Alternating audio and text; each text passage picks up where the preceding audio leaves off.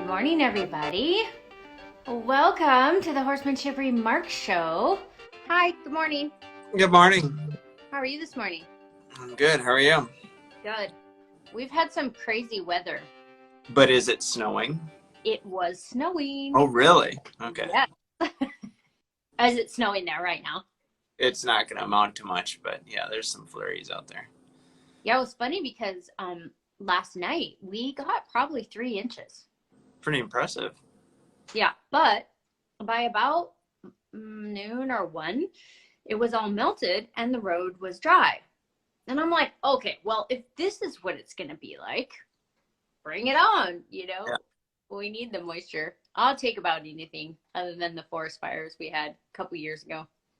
True. So. Yeah. Well, okay, good morning, everybody. Well, what's on your mind this morning? The thing I was thinking last night as I was riding, because I had a little behavior start to show up, just reminded me of an earlier conversation we had about when to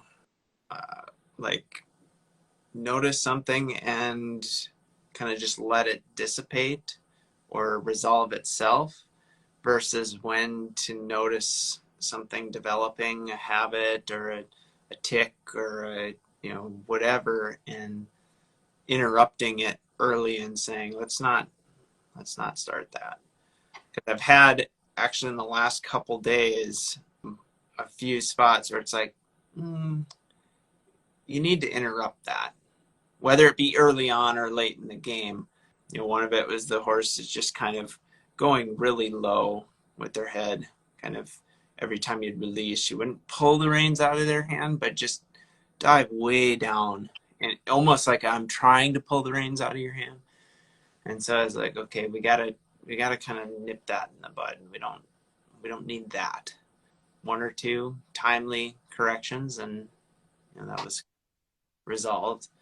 And last night I was riding Cinco, and she was gained a fair bit of confidence and isn't excited about moving out into the lope all the time.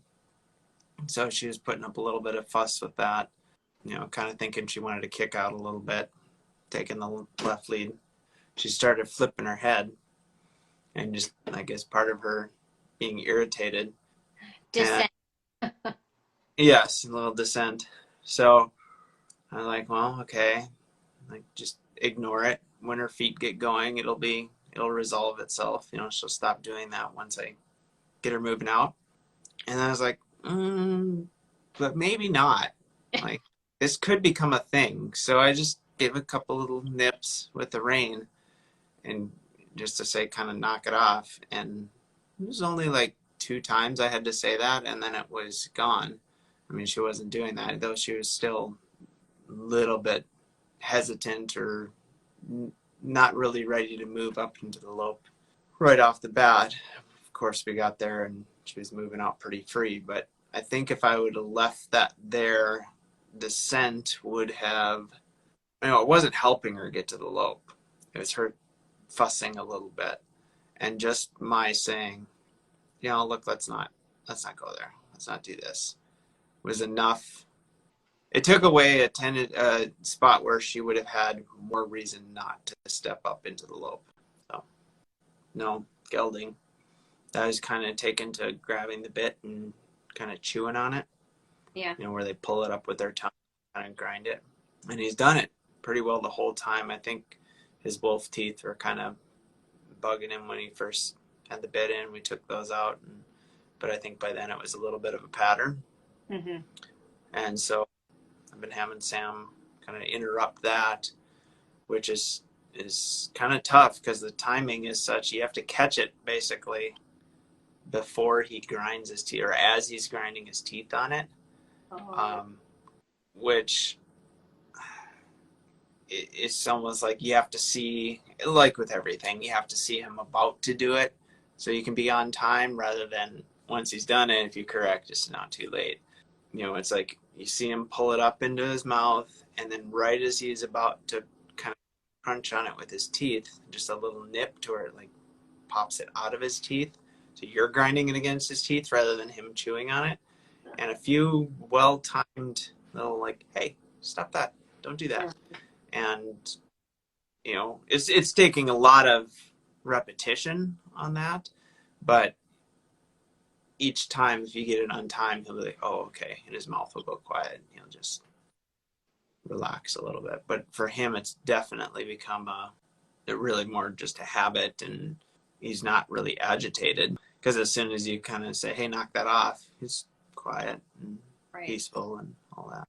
Yeah, that's so true. You know, thinking about behaviors being married together, sometimes you want that, but often, you know, we don't. Like you said, if you interrupt it in the beginning, it can accidentally get connected in the beginning. I think that's what you're saying, right? Is like it can accidentally. Yep, pretty much. I mean, there's definitely situations where just letting a behavior extinguish itself because it doesn't serve the horse and it's not getting rewarded. Mm-hmm. Would you say there's a general rule as to which is which? That's what I was kind of thinking to talk about, because last night I couldn't come up with a general rule. I think all I came up with is if you can catch something undesirable early and redirect, maybe not even like in these couple cases, it was just like a little nip with the rein that was like, hey, cut that. We don't want that. But maybe not even kind of negatively saying, don't do that, but instead saying, hey, let's do this, redirecting in some way to interrupt that pattern and do something else. If you can recognize something and redirect right off the bat, you know, as soon as you start a couple, 2-3 times seeing, hey, this could become a pattern. I think catching it early as a general rule is good. If it's something like, say you get a horse in that's had a little bit of experience, has some habits, you can't really catch it early there. I mean, they've already got the habit. Then you might end up having to play the game of, well, is this going to resolve itself as the horse gets more settled, or is there something I can do to interrupt it? And I think it's kind of more, once you're in that situation, more of a case by case. I don't know. Can you think of a general rule? No, other than I probably would say off the top of my head, it would be ones that are established. You kind of let them extinguish themselves. Although, you know, at the beginning, let's say you're just saddling a horse and they're kind of moving around at the beginning. You don't make a huge fuss about interrupting that. It will extinguish itself if you replace that behavior with something else. However, we know horses that have, you know, think that those two are together because they have not been discouraged. That's a good word, discouraged. So you may not make a huge fuss about it, but if you don't somewhat early on discourage that in some manner, you know, just a small block, or mostly just a small block, or if it's more extreme movement, I might actually send the front end away from me a little bit. That's what I was just going to say. Add behavior that cannot occur. Yes. At the same time. Yeah, you don't make a big deal of it, and you kind of allow some drifting, but you don't want the drifting to become a pattern. So, you know, second, third saddling, you're already starting to say, we don't need to be drifting around while we do this. So it's a little bit, it doesn't, in my mind, usually extinguish itself without a little bit of help, saying, you don't need to move anymore. Like, that was okay the first time or two. True. Although, maybe in the case of moving around while saddling, there's an element of, is the horse doing it mindfully or mindlessly? Meaning they might just be moving because they're so concerned about the saddle. And that's not really intentionally doing the behavior. The behavior is just coming because of how they feel. Well, but behaviors, that one, the kind of chewing on the bit, they can be doing that mindlessly. They're not mindfully going, well, I'm going to walk off. Like, I'm super intentional. It just has become a pattern. So they're doing it kind of without thinking. They're not doing it necessarily because they're that worried about the saddle anymore, but it's become, like you said, sure. the two behaviors married together. So it's not like they're mindfully being troublesome. It's almost more kind of, I'm not even thinking, I'm just moving, because that's what I've learned to do. I guess the thing is we have to figure out whether the behavior is married to an emotion or another behavior. Yeah. Right? Because if the horse is moving around because they're concerned and churned up inside, well, we would assume that everything else we're doing is going to help them to feel better. And then unless that behavior is tied to another behavior, it should extinguish itself. Yeah. That's probably what it is, right? Yeah. That's probably what it is. If there's emotion attached to it, will the emotion dissipating based on the total of what you're doing cause that to resolve itself? Yeah.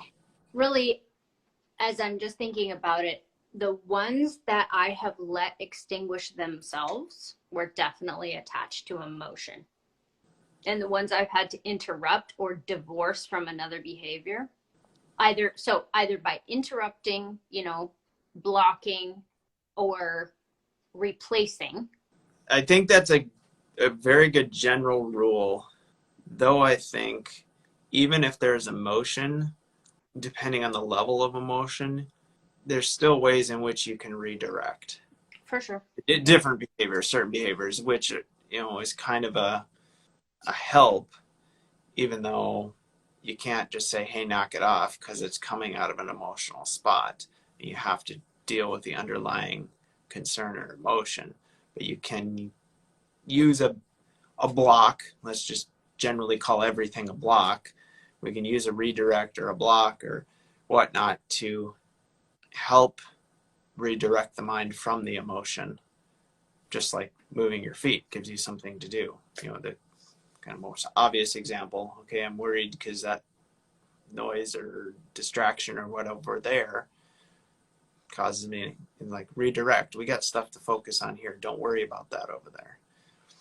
You can redirect them from some anxiety within themselves that causes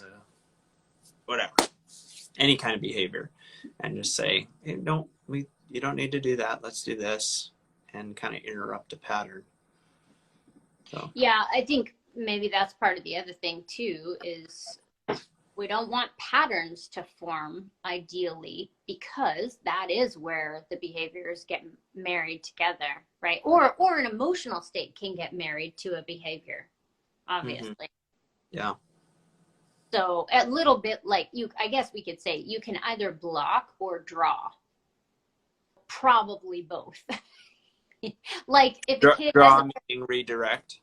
And a little bit like if a kid has a pair of scissors, and be like, not that, here's a toy, Yeah. Something like that. Yeah. Or the puppy chewing on the slippers. You're like, whoop, not that. How about this? Although I suppose in both of those examples, it's like they want to play. They want to do something. So we're just redirecting that versus saying, don't play, sit in the corner. Yeah. Which, I mean, it'd be more like, don't fidget around, sit on your hands. Remember those? Remember? Yeah. You have to sit on your hands. I didn't get that. Other people. So the center of the rectangle, though. Like there's this. Who was I talking to? I have boot camp right now. So someone I was talking to yesterday, where it was Julie. She asked how. Oh my gosh! Can I side note for a second? Will you remember? Well, I don't remember it right now, so I'm like grasping to find it. So you talk, and I'll try to remember what I was thinking. You think for a second. I'll tell the gang. Okay, so Julie O has this hilarious thing. So when I was there for the clinic in January, she was telling about teaching a bird watching class is what she was talking about. I've mentioned this before, but I'm mentioning it again because it keeps coming up in my horsemanship practice.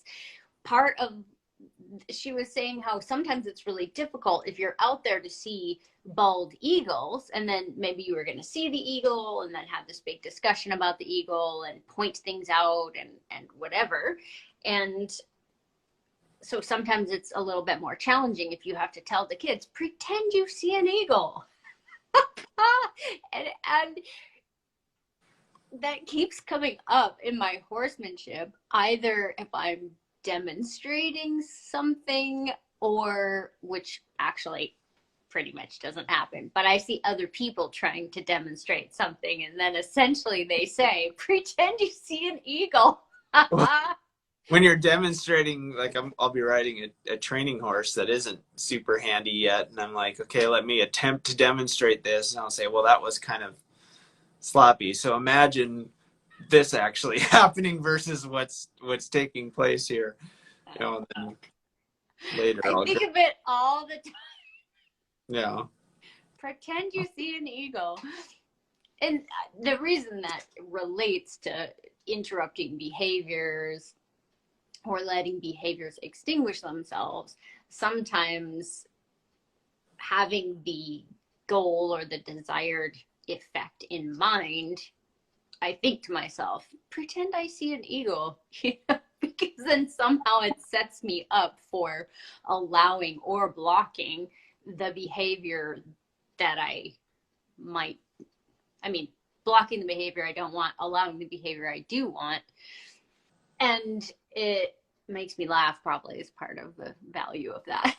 Yeah. Not frustrated. Pretend you see an eagle. This question, maybe it wasn't Julie. Any case, what my answer was, it really is going to depend on the level of education of the horse. And in this case, how you're redirecting will, the bottom line is, when you're first starting, you've only got so many resources to redirect with, whereas distracted later on, that's what it is, defining the rectangle, right? Like at first, you're going to try to define the rectangle and say, hey, don't be distracted by that. But you don't have a real sophisticated conversation going on to help draw their mind to it. Whereas, you have more going on, you can expect more out of a more educated horse, a more mature mind, not mature in age, but mature in discipline, right? You can say, hey, stay in the rectangle, sit still. Whereas you can't expect that of a fairly enthusiastic, energetic, distractible horse in the first session or two. You can't try to box them in and say, stay in the rectangle, sit on your hands. You have to, with whatever resources you have, redirect and say, don't worry about that. We got stuff to do here, and think about this. And it's changing and developing. And that's not to say you can't. Of course. It's not to say you can't at the beginning say, hey, pay attention here. But you're not expecting them to stay there, given you're just starting the process of developing some sort of focus and discipline.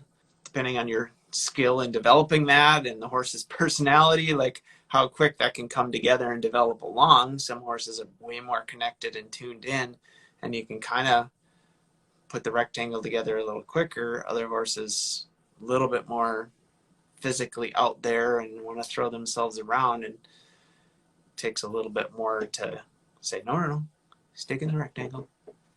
So I was trying to think if it relates to the kinds of behaviors too. I'm thinking of, having a dog on the hiking trail with you. You might let him back and forth, forward and backwards and off to the sides a little bit, but you're going to be you're not necessarily going to be asking them to stay right with you, to heel, or to go forwards and do something and come back. They might be free roaming, but you're not going to let them go jump off a cliff or get stuck in the swamp or something. Be like, whoa, whoa, whoa, whoa, come back and stay in your section. So the question would be, is it an extreme behavior? The ones I'm thinking of, yours are good examples of a horse that is grinding at the bit a little bit. And just because they're like, sometimes that's going to happen in the beginning just as they're experimenting with it. But I think if you see it start to marry up with something, up, not that. And then the head down, chin out thing a little bit is another good one, where it's the head down, yes, the withers closed, no. Yeah. Right? But you don't want to be too... Yeah. Versus the ones that I've let extinguish themselves would be, I think of Jack's and that tail. You remember that? I mean, it was insane. Now, I guess I didn't have an option to block that. Can't go tie the tail down. No, well, you could, but no. That one just had to extinguish itself. Or remember, Vivian was just terrible to bridle at first and really not great to saddle. Like, she had so much emotional garbage around all of that. Then I just ignored it. It's the same. Ride with quality and be patient. That's the bridling is an interesting one though, because it's kind of like drifting when first saddling. Like, let it extinguish itself, but there might be a measure of, I would say there's always some sort of measure of, even if it's not a big block, you're always kind of inviting them into a different space. Even if you're not putting a lot of pressure to get them there, there's still I have the hardest time describing it, but it's just like an energy. Like, I'm not putting a lot of pressure to say, come here, but as long as you're over there, there's clearly some sort of energy intent in my hands that is saying, let's look for something different.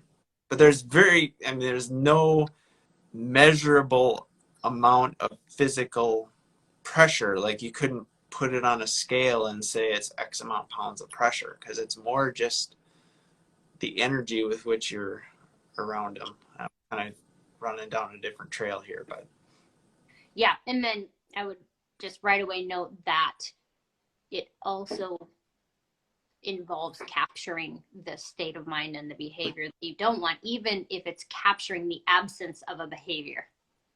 Yeah. Okay, so Val says, with an educated, sensitive horse, will the rectangle vary between more solid and more permeable? I would say that on an educated horse, it doesn't need to be as solid because they're there.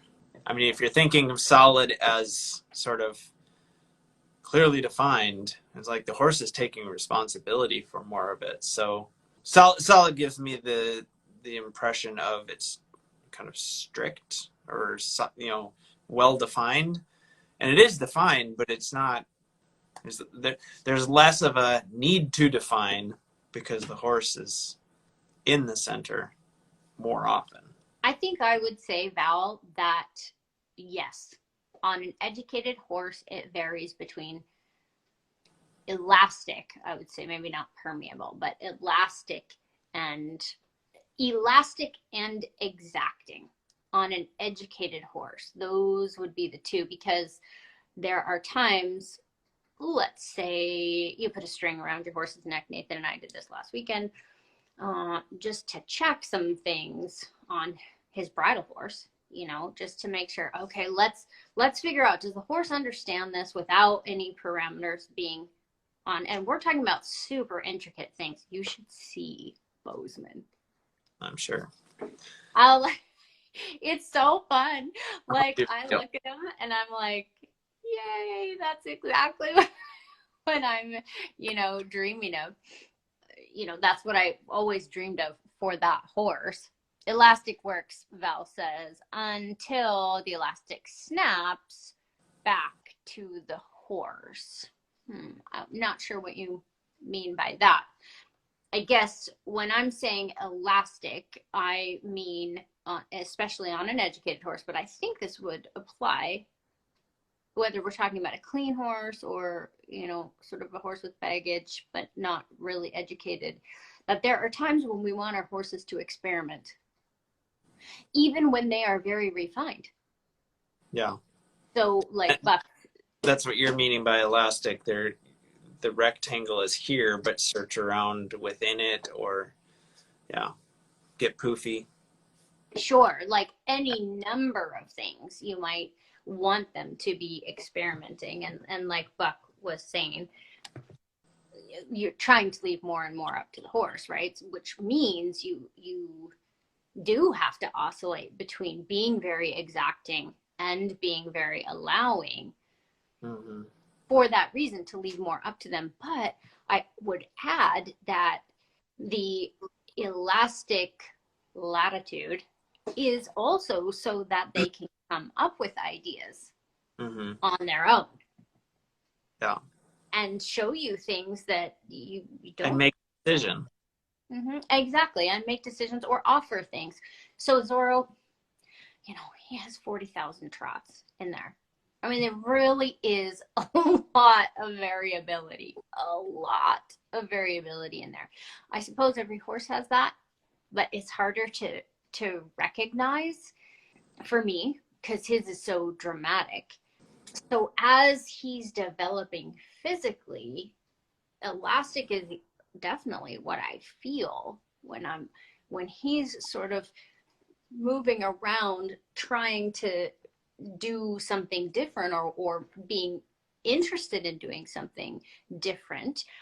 I sure don't want to be the one being like, no, this is what I have in mind, because his might be better. Or it might be something you want, maybe not right now, but encourage for later. Yes. Well, Although Novella is a great example of something like that, as she and I have been doing Noah's Arcs. This happened when I was teaching off of her at the last clinic, and it's going to show Noah's Arcs. That was a pretend you see an eagle thing. She wasn't maintaining gait. So I'm like, well, you have to maintain gait first. And she wasn't, so I'm like, pretend she is. And then this is what we would do about it, She, instead of trotting forward and rounding out and turning, she would kind of break gait and then halt canter. Not in a scary way, in a way that I definitely want. I'm like, geez, almost like a canter pirouette. It's so easy for her, right? But it's like, dang, I don't want to marry that with the exactly. Yeah, because that could be a pattern too. Yep. Yeah. So that's a great example of one where I'm like, oh, damn. There's so many. It's just a fine balance, like I don't want to discourage that, but I don't want it to become a pattern related to this other element. Or like you just said, like I'm thinking of the defining the rectangle and yet giving the horse space within the rectangle to stay there themselves. So like you're trying to ride a line and the horse starts drifting. Well, you want to be holding them on the line with some static. I mean, that's not going to get you anywhere except them leaning on it and not really staying on your line straight. So you have to allow them to deviate from the line so you can bring them back and then release and trust they'll stay there. And if they go to leave, you have to let them deviate and bring them back rather than saying, I'm not going to let you deviate. But how soon do you do that? How timely are you in doing that? And this also relates to the level of education of the horse and, how loose you're being in letting them explore. More educated horse, I'm more quickly going to say, hey, tuck that in there. Whereas a horse where I don't have as much handle on there, there's going to be a little bit of, here's the feel. Now I'm going to wait for you to come back around over here because I don't really have the rein connected to the foot as consistently as I do, a few rides from now or week or two from here. Yeah, yes. That is so much less of a decision about letting a behavior extinguish itself, just because you really are replacing it with a competing behavior. Yeah. Because I keep thinking of the ones that can be together, be happening together. Yeah, and I wasn't in that part of the conversation, wasn't talking about the negative. Okay. Just thinking about defining the rectangle and how, what Val's word was permeable, what was yours, elastic?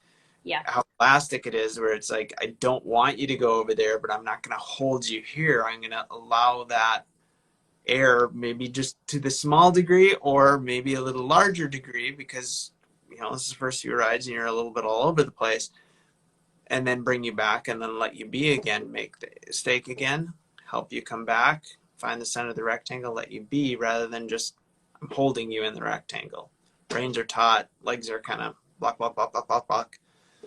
And yet, you need to define the rectangle, and there might be a lot of block, block, block, block, block, quiet when they find the center. That's kind of a little bit of a separate discussion from marrying behaviors together or Divorcing them, yeah, forcing behaviors from one another. Just the degree to which you allow the horse to make a mistake or to do something that's not what you had in mind. Even if it's not a negative behavior, it's just them searching around. Related to Corey's question, you know, from last week, how soon do you say, let me help you out and bring you back, versus, okay, this searching is legit, you don't need more information, this is just part of the searching process. And I think sometimes it's just, you got to see what happens, right? Yeah, experiment. Before I forget, Val, I would say on an educated horse, two things make me think of the variability between elastic and exacting. And one of them is the emotional state, which on an educated horse, usually, in my mind, is affected by the environment. Educated, maybe not exposed. You have a horse that's very educated and very exposed, you're probably not going to be especially affected by the emotional state, but maybe to some degree. But so depending on their emotions, one might have to take that into consideration. I'm thinking of a horse that, in all things being super calm, they can execute things very, very precisely. But if they're stressed out, they're going to behave differently if they're concerned. And it would be a mistake in those cases to not take that into consideration. Like sometimes that's consideration. Take it into consideration, but you're always, you know, making the judgment call. How much do I allow them to deviate given the emotion or given the lack of education in the case of a less educated horse? How much do I allow them to go long, even if it's a little bit strung out because I need to release at some point, versus I don't want you to practice going long. I need to shorten this rectangle and help you find a spot as you explore, find a spot that works better for you. You're always making that, you know, like you said, being aware. You're being aware, not just, okay, there's an emotional element here as the horse is worried, but also aware of thinking about how much space am I giving and what is appropriate. What is appropriate. I mean, so dynamic. I mean, just, I mean, it's, I don't think you can write a general rule there because it's so many factors are going to influence it. And it's only experience really that, and experimenting is how much you're going to kind of nail that one. And that's a little bit the reality is an awareness from us, right? Like an awareness of the fact that two behaviors can get married together accidentally, and we need to be aware that that can happen, but also allowing for the variability. And I'm thinking, you know, for me, an example of a behavior that I didn't know was going to last or not last was when teaching Vivian the flying changes. And instead of any flying changes, we ended up with bucking. Yeah. And like a lot of bucking, not like bucking across the arena, but you'd ask for a flying change and she'd kick up with both, like pretty legit. I mean, I'm not saying she was, but she kind of was, right? Like, because she would leap up in the front and buck every time you'd ask for the flying change. So as I was teaching her, you know, I'm like, shit, I don't want to end up like making that the cue. But I had nothing to do other than just be like, well, we'll see if this shows up day after day after day. And then how many days should I let it show up? Yeah. You know, it turned out in that case, it was only one day. But what if it had been 2 days or 3 days? I don't know. Yeah. You know? So, but I did have my mind on, okay, I don't want that to be the cue or the response to the cue. So here's another couple examples that I'm thinking of where it's not necessarily a negative behavior getting married, but you don't want it to be elastic to the point of the horse feeling like the rectangle isn't there. You know, and so you can get, well, I'm worried about that, and if there isn't a rectangle, it can become a thing where I can ignore the rectangle as related to that. So I suppose that's marrying it to something. Or like I was saying a few weeks ago with Frankie, as we came through one area, he was just, you know, wanting to blast through there. And it's like, we're not going to just keep blasting through and, you know, breaking you over and, you know, kind of leading by, but it'd be blasting past this thing you're worried about. At a certain point, it was just like, block. No, you can't race out of the rectangle because you are concerned about that. You got to stay in the rectangle and try to come through there. And that helped him be okay with the thing he was worried about. So it, again, judgment call on how do I need to define this rectangle? How much latitude do I give in them learning to deal with this or that or the other thing that might make them emotional? We should ask them. Defining the rectangle can help them be less emotional, giving them pretty much always, right? In the sense that exactly. Because we have to be the leader in order for them to feel better. Bottom line, can't get away from that. So there has to be a rectangle. Also, the way that a horse deals with stress, meaning, so Val, I'm glad that helped. Like, let's say you and Michelle, let's just say, you know, you guys are under super calm circumstances. You have a certain way of going. Then when circumstances change, when emotions change, you have another set of standards that might, you know, but expectations that you know are going to be affected by and then as you get through that experience repeatedly, then the horse figures out that, okay, when I'm stressed and I get in the center, I feel better. So as that pattern repeats, the horse gets stressed and you keep the rectangle as exacting, then that will make them feel better. So maybe there's an element of when the horse and you first get into a situation where factors are different, that's another piece of information. Like, look, I'm still going to make you feel better. This is still going to make you feel better. Versus like on a colt that you're starting probably in the same environment day after day after day for a certain amount of days. They might be really scared at the beginning. You set certain parameters and they feel better. So on a horse that you're educating in the same place with their friends around them, you know, they get to, okay, this exacting of a rectangle makes me feel better. You just kind of have to redo that to some degree with a certain set of emotions added. Yeah. And so you're understanding like you said, appreciating or understanding that that's a factor. The changed environment, or like I was saying earlier, the youth and distractibility of a 2-year-old that has never really had anyone saying, hey, find the center. Like, you don't expect them, like it's reasonable that you're not expecting them to be spot on. Like, they don't know any better, or my horse is legitimately concerned about this. It's reasonable to expect them to have a hard time with the rectangle.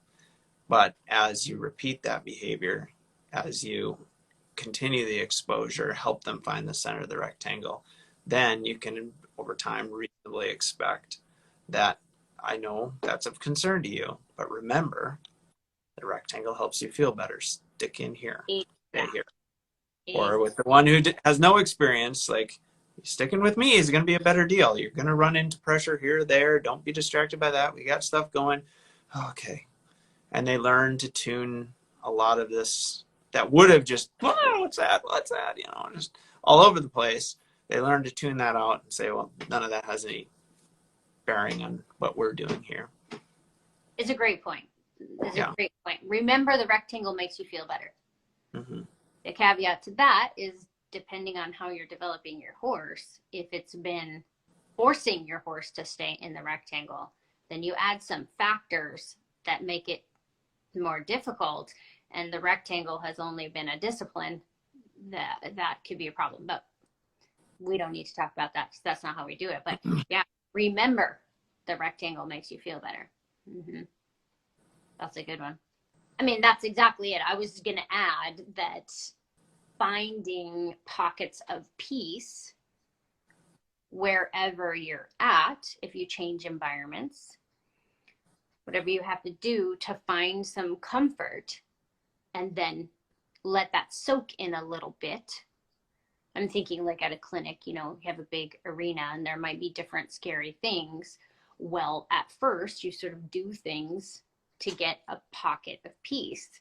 And then you let that soak in, and then you can stretch where you are, and pretty soon, you're using it all. Versus if you try to eat that whole elephant in one go, it could be a long time till the horse feels that contentment. Maybe that's what it all gets down to, is hunting the center, hunting the center, hunting the center. Yeah. And you helping them find where the center is without holding them there. Mm-hmm. Mm-hmm.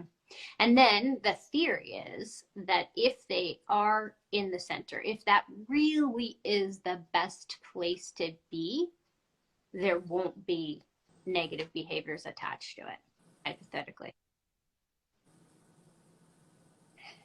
Yeah. Because negative are all on some level, what was our words earlier? Intentional or not? Mindless or not? Whether they're mindless or more intentional, there's some level of tension in there. If they're intentional and just kind of pushing out of a rectangle, there's going to be some tension there. The conflict between they're moving out of the rectangle and you're wanting them to be in the rectangle. Or if it's unintentional and it's just kind of mindlessly moving around. I think that's the crux of the matter, though, right? Because either way, if the center of the rectangle is the most rewarding, then whether or not the opposing behavior is intentional or unintentional, whatever is being rewarded the most will be what shows up. Yeah. So maybe that comes down to how deep our understanding is of the center. Let's address Lisa's question. What if the scary thing is literally in the rectangle, such as the saddle or maybe the rider, when you're first introducing yourself as the director from atop the ship, aboard the ship, defining the rectangle still, like we were talking about them drifting off, at first you might allow some drift, but eventually saying, no, we need to stay in the rectangle. The rectangle is going to be stationary while we do this whole saddling thing. And then kind of moving out, let them get comfortable wearing it to where they begin to accept it, irrelevant to whether or not there's peace in the rectangle. It doesn't matter whether I'm wearing the saddle or not. I know the rectangle is peaceful. So the saddle becomes, just doesn't matter because they basically get over it, for lack of a better, I mean, that's pretty crude, but they come to accept wearing the saddle because they've moved out, found that they can move, found that they could stop, and the saddle is not harming them. So getting it on, I would say, defining the rectangle, helping them move with it, eventually then they start to accept it. Mm-hmm. Would you add anything to that? Do you have an additional element to the question beyond that? Yeah, Lisa, is there anything else? I would say that the law of repeated exposure 100% applies, and the horse getting used to something meaning nothing, basically, which is pretty rare. But it's the same thing that Ray said. If a horse wasn't born with a mane and a tail, they would be scared of it. And of course, the mane and the tail is in the rectangle. So it's basically the same thing. I think of it as the same thing as the rectangle, or what you expect from a horse at home in their super comfortable place is going to be a certain way. And then when you take them to a new place that they're not comfortable in, things are going to be a certain way and you're going to work towards it. So exactly the same thing applies. You put the saddle on the horse, and yes, it's in the rectangle kind of physically, but it isn't the rectangle. The change in the environment. Exactly. Mm-hmm. Yeah. It's a change in the environment. Yeah. So related to the mane and the tail or the saddle, it's interesting, like Frankie being a pretty stark example. He could flinch and scared about all this other stuff, and the saddle didn't bother him too much. But anyway, he's flinching and scared of all these other sounds and motions or whatever. But you can take his blanket and just whip it over his back. And I mean, that's a lot of horses. Like, that's just from an early age, or as soon as, you get the horse in your hands and you're like, well, I got to put a blanket on him because it's cold and he doesn't have any hair. It's raining, and freezing. Similar to what you've said before, like, it's inevitable. You're going to get over this. So that's something that with Frankie was priority enough to them for good reason. I need to get this blanket on you. And they figured out how to do it. Right. To the point where he went, oh, this is irrelevant. This can be, yet you bring out a tarp with a little bit of crinkle to it. And he's like, don't know about that. And so you're building, there's a new element of exposure. If you think of each of those things as being inevitable, like, of course I'm going to get this blanket on you. I have to. You're going to get over this. I'm not wondering if this is ever going to happen. Same with the saddle. It's inevitable. You're going to get over this.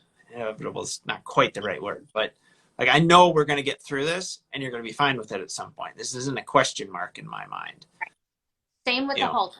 Like, I think about that all the time with the halter. It's like, yeah, that's pretty unnatural for a horse to put a halter on him and then drag him around. But we are all like, oh, of course they're going to get over that, right? But sometimes putting a saddle on a horse is the first time someone's ever seen a horse really be like, what?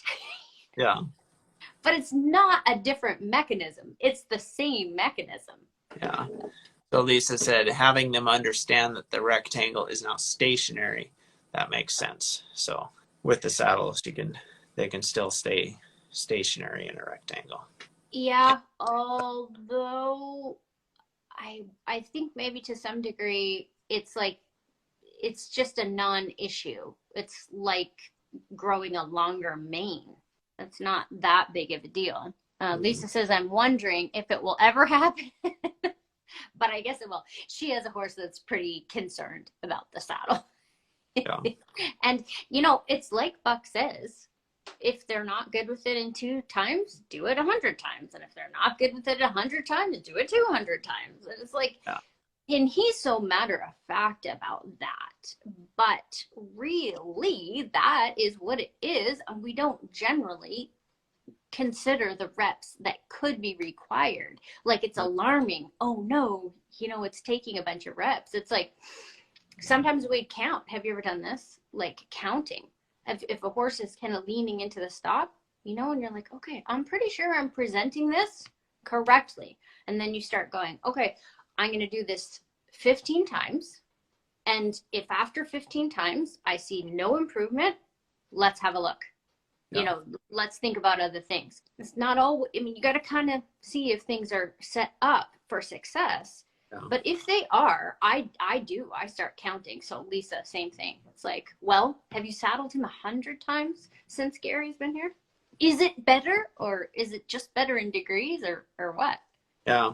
I commiserate with you, Lisa, when it's like, on whatever it might be, you're going, am I failing to offer this horse support in some manner that isn't having this come together at 40 reps versus the 100 reps? Like, is it drawing out that long? Because like you're saying, I counted this many and I'm not seeing progress. Well, what different do I need to do? Is there something more I could do to shorten the length of time or the reps before the horse comes to accept it? You're fraught with that. Like, I want this to be easy for the horse. What am I missing? Or is this just the repetition required?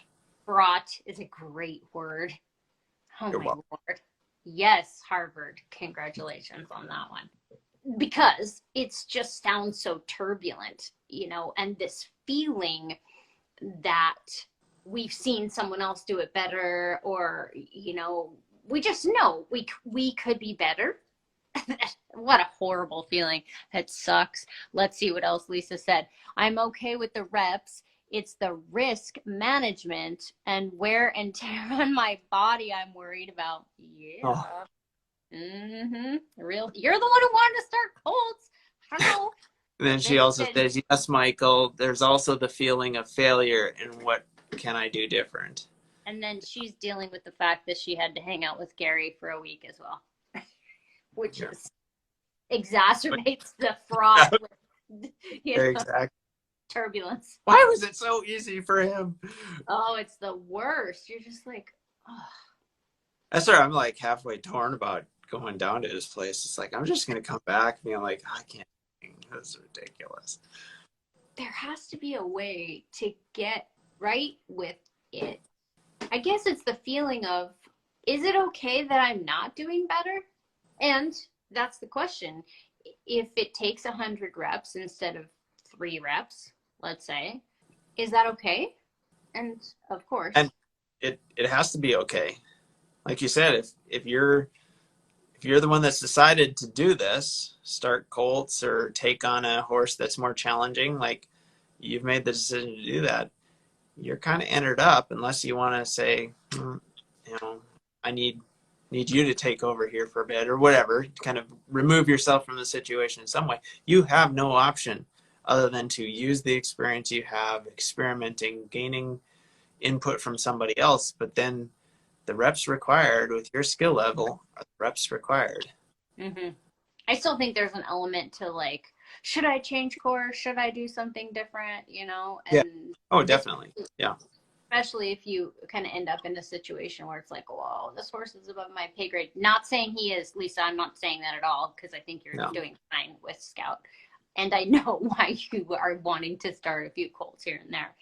That really does help your horsemanship. But, I think as you end up in that situation where you have to throw that saddle up 100 times and dance around a little bit as you kind of get that thing cinched up and moving freely, you can kind of end up like, whew, I thought this was going to be more like Bonnie. I was telling someone the other day, basically, you have to accept where you are and that fraught feeling and try to learn to live with it or learn to quiet it and go, I'm doing the best I can.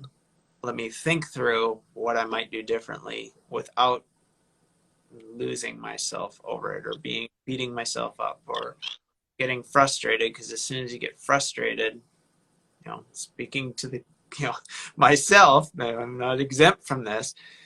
As soon as you get frustrated, your creative problem solving brain shuts down, and even attempting the reps become probably negative, gain. You're losing ground rather than gaining ground if you're, trying to get this done in frustration. And I've done that many, many times. Hopefully I'm doing it less. I am doing it less and less every year. This year's been a big change though. That's awesome. Yeah. It's been kind of the other thing, Nathan and I were talking about this last weekend, and he knows this. It's especially when we're trying to do harder things or things that stretch us, even if we're not like feeling like, oh, I don't know my way through this, even if it's just something more technical, like a better half pass or a better canter pirouette or something that's like, where you're never going to get it. It's just some good coaching and it will work. But you could be in the middle, like really a little bit frustrated. The horse doesn't know if you're frustrated with you or them. Mm-hmm. Really, they assume it's them. Yeah. And then that can get in additionally as it hurts us from being in the flow. When we get all in our head. That's a hard one. It's not easy. As a whole discussion that could be had there on how to develop that emotional kind of fortitude of let's not get lost here. And then, like you said, the horse is going to kind of take it personally or assume it's them that's the target of that tension in you rather than your inner angst yourself. For sure. Lisa has had 3 before Scout. She started 3 horses. One of them is my horse, Bonnie, my Pinto, and those 3 were pretty straightforward. So you could have been going forever, Lisa. Think about that. You could have been going 10, 15, 50 colts and never have one like Scout. Oh boy, you'll make it. It's just gonna take time, and if it's too hard on you, but I don't think it will be. Yeah, it's somehow getting right with it. And I can only just speak for me, especially like comparing Gary's process. I'm not comparing myself to Gary. I'm nothing like him. Mm-hmm. And that's fine. It's like wishing to be 6 feet taller, as tall as you guys, and you have these long legs on your horse. Like, I mean, I see that there's a difference, but it's not like I'm all stressed out about it. I can't do anything about that. So I'm not comparing myself to who Gary is, let's say, but I am aware and concerned about the horse's experience. And that still makes me feel bad, because I guess I'm wishing for that for my horse. Yeah. And it is, I appreciate your analogy of being, 6 feet tall. It is more possible for you to move toward that skill level for the horse than it is for you to become 6 feet tall. There is good point. Yep. There is a path there. It's just, it might not be happening as quickly as you'd like. And it might be at a certain point, given the confines of time or access to horses or whatever, you're never going to get to that point, but you can move closer to it. And you have to, again, be accepting of your height or accepting of the fact that I may never get there, but I'm going to work toward that and accept where I am along the process, which is not easy. I can stand there as the teacher and like tell people that and be like, you just have to accept this. And yesterday Sam was like, oh, that was a good reminder, because I was telling somebody else, something along those lines. And I can say it all day. It doesn't mean I'm necessarily great at it. I still have this like, oh my God, like why can I not get this? Or, what am I missing here? Or, I think you frustrated with yourself. And like you said, the horse feels that. You hit it right on the head. I don't have any option to be taller. Mm-hmm. Unless I wear heels. But, like this is not, I don't have to think about it or strategize or see what education I could do or what factors I can change, but the dangling carrot of, I could get better with my horse. I could move it from 100 reps to 70 reps. How fast should that be happening? What else do I need to change? Like, so there's that element of never really being able to just accept where you are. Mm-hmm. Even though you have no option but to accept yourself. People live their whole life having a hard time just accepting who they are. You know, whether it be where they are with their horsemanship or what they look like or how confident they are around people. And God grant me the ability to accept the things I cannot change, the willingness to change the things I can, and the wisdom to see the difference. The point to me is accepting the things you can't change is a fixed thing. It might not be easy, but it seems like a fixed thing. The wisdom to know the difference, and in particular, the reality that we can get better with our horses.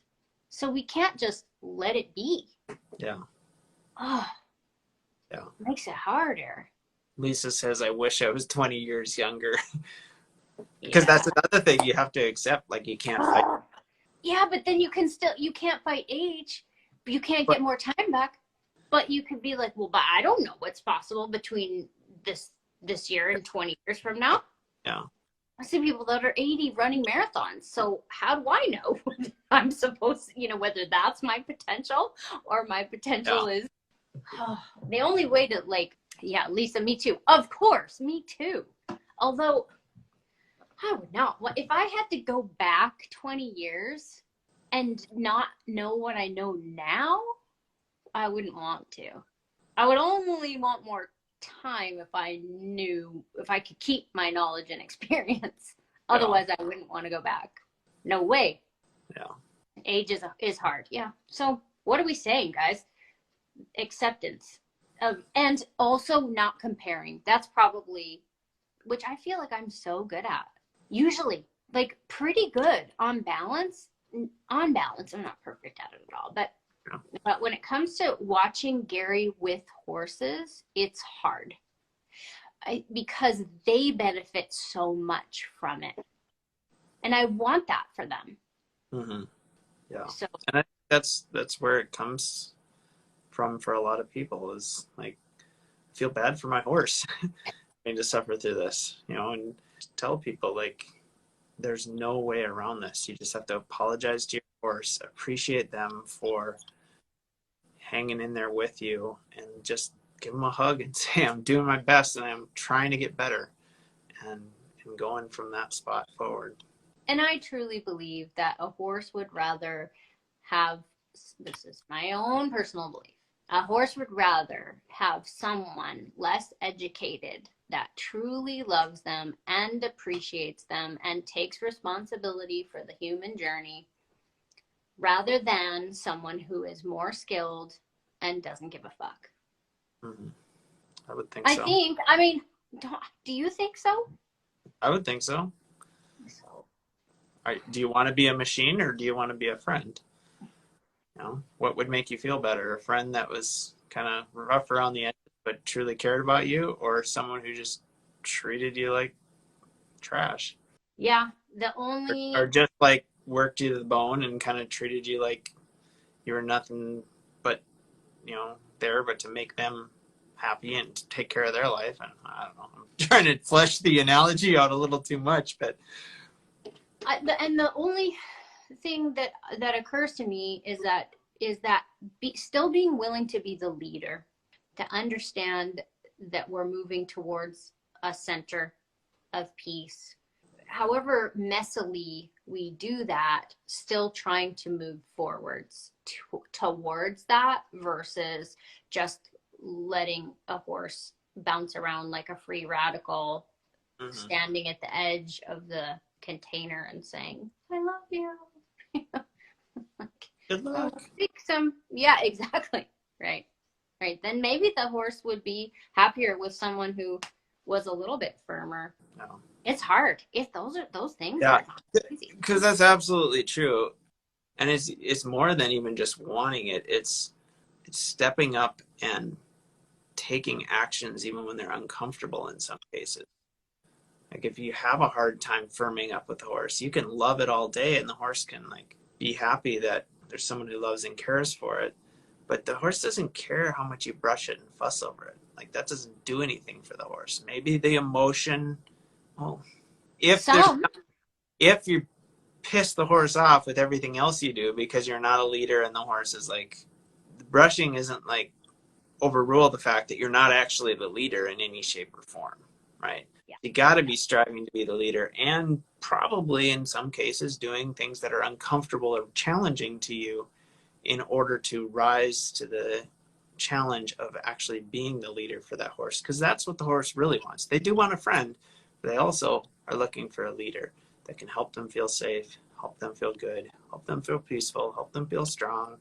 That is being a friend. Yeah. Lisa says, I believe that, Emma. Why would horses prefer a top-notch rider who doesn't care about them as an individual? Yeah. So again, the caveat is, they do want a friend that can help them. And I mean, that is the definition of a friend in that case. I guess we just, we just do the best we can. We just keep going. There's an element of learning. It's snowing outside, by the way. It stopped. It's so weird. There's an element of getting some parameters going, getting on the horsemanship journey, and then doing the best you can. Trying to have fun. Not that part's anything new, I guess. But here's the thing, like as we get into the practice of doing the best we can, just keep going, there's so many details that we encounter every single day that we're with our horse. And to a degree, like I found myself saying quite a bit this week, like you need to be more aware, and not like, hey, you need to be more aware, but like people that are here are working to be better and are wanting my input. It's like, I am here to up your awareness of something. Now you have to work to pay attention to that and stay aware and not go back to just, I mean, it adds another layer of complexity. Like, oh crap, I got another thing to be aware of that takes effort, but upping your awareness and moving things forward. I was thinking about how horsemanship as a practice, as an art form, as the creative outlet is just like any other creative pursuit. It's so deep and has so many facets. And thank goodness we've kind of found each other, a group that, shares the same philosophy and can kind of explore some things, because we have to sort of be doing the same thing. We have to sort of have the same philosophy. That's was the word cohort, is that right? Yeah. So I've mentioned the painters before. Like you think of those painters in Europe that always wanted to be together, kind of, even though they had different styles. But I kind of imagine them all being in the park, capturing the same light and going through all the same drama, I would imagine. Companions on the journey. Yeah. People understand the challenge and the difficulties, but also are excited to have the conversation. And that's what's fun about this. Exploring being better, exploring, learning new things, thinking about things in new ways, where the kind of group think can, we can carry each other forward in terms of, oh, that triggered this thought. Oh, I never thought of that. Like, let me try that. Oh, let me share about this little, I mean, where did we start this? I said like a simple thing about interrupting behaviors, and that's just kind of snowballed through a lot of different conversation pieces. There's going to be nuggets that's are going to be valuable today and into the future, just by virtue of stopping to have the conversation with friends. Agree. And the combination of practical hours put in and thought Mm-hmm. together, right? Because there's only so much you can really talk about if you're not actually out there during the week doing it.